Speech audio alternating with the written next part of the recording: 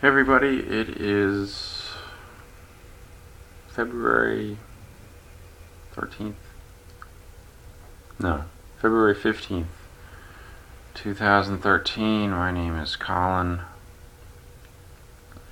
In September of 2011, my health and life was destroyed by 6.5 pills of 750 milligrams Cipro. That's 4.875 grams over the course of about a week. I also took an Advil in between hits, which I think was what really increased the toxicity or allowed it to penetrate.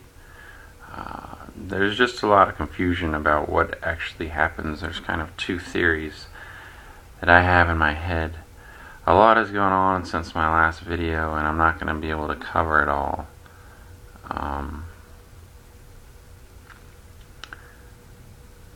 So I'm just, I don't rehearse these videos, so it's just like, I don't like doing that. But, one theory is that it could be both of these. It could do both of these things, but the drugs are designed to destroy bacterial DNA, and bacterial DNA is similar to your mitochondrial DNA. So I would guess that if it can't find a bacterial DNA, and by find, I'm not really sure what that means. I don't know what the mechanisms are for when you take an antibiotic, it gets directed to the infection site or the pain site. I guess somehow your body sends the... I don't know how that works, how it actually... It may, whether it enters your whole bloodstream and is circulating through your whole body and just happens to affect the area that's in pain or infected, or whether the concentration of it mostly goes into that area. I'm not on that level, but I would guess that I'm just guessing here. I'm guessing that if you don't have an infection... One second.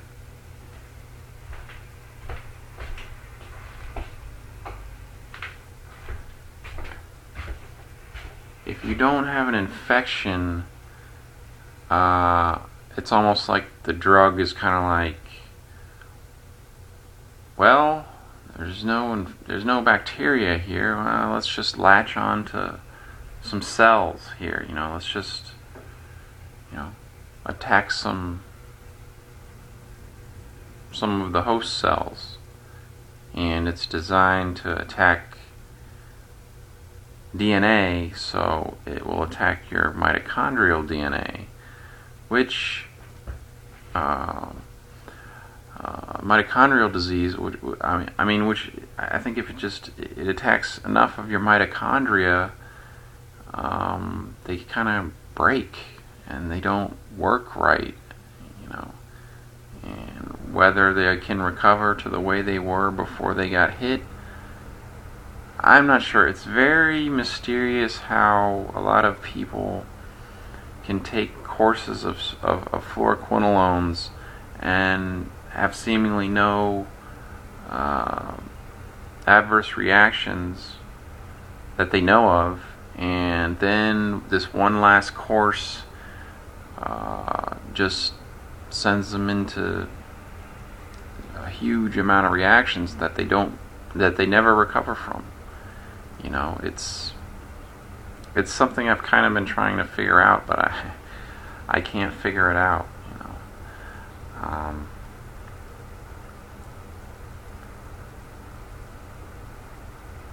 And I don't want to sit here right now and try to figure it out, but I'll be working on that. If I'm still around, I just get really depressed. I was doing this anti-Candida diet, and it made me very fatigued. I was just so fatigued. I had to take naps during the day, and it's made me constipated like no tomorrow. So I don't know if all this is good, but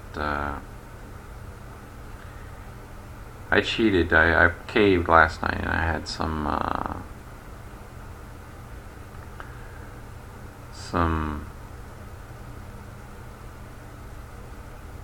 I can never, for the life of me, until I die, I'll never find where the camera is on this. But there's a lot I want to talk about. I don't know about this anti-candida diet. I think I need a little bit of carbs. So I've been eating buckwheat. And like I said, I caved and I ate some sweet potato fries last night. A lot, like too many. But I feel really bloated and still hungry. And I haven't been able to go to the bathroom in 5 days. It's very, figuring out constipation is just difficult.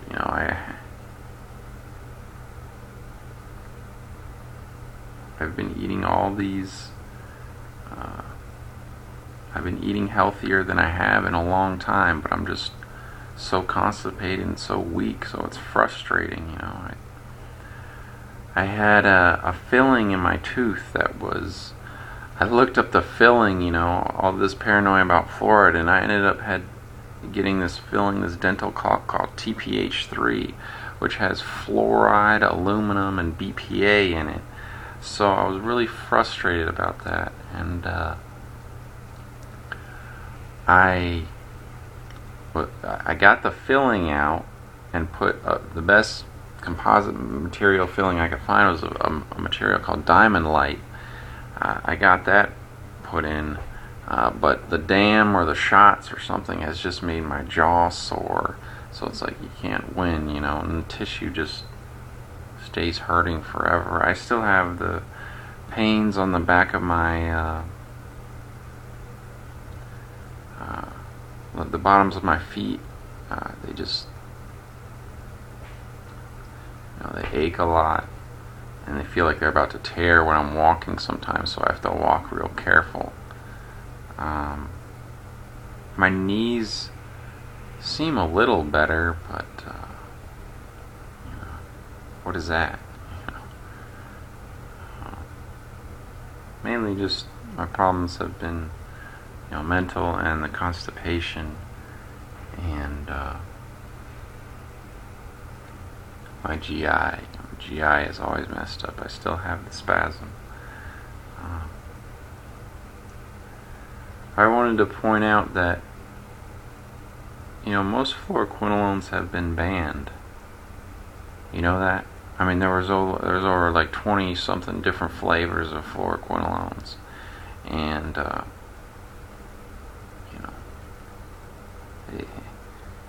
they were banned by the FDA. They were killing too many people. But you never heard about it. You don't hear about that stuff because Big Pharma controls the media. And they know if there was a story, if they put that out there in the media, people would be like, well, wait a minute, this class of drugs, this is in this class of drugs, but this one is still allowed. It's like if they came out and they said, this grape flavored soda has been removed from the market because too many people were dying from it.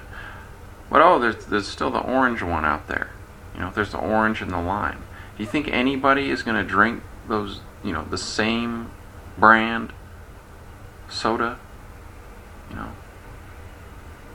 But you don't hear about it because Big Pharma controls the media. So you don't hear about all the fluoroquinolones that have been withdrawn.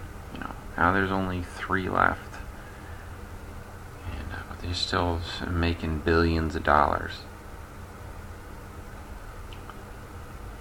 So, anyways, I've been talking to a lot of people on Facebook, and I feel for them.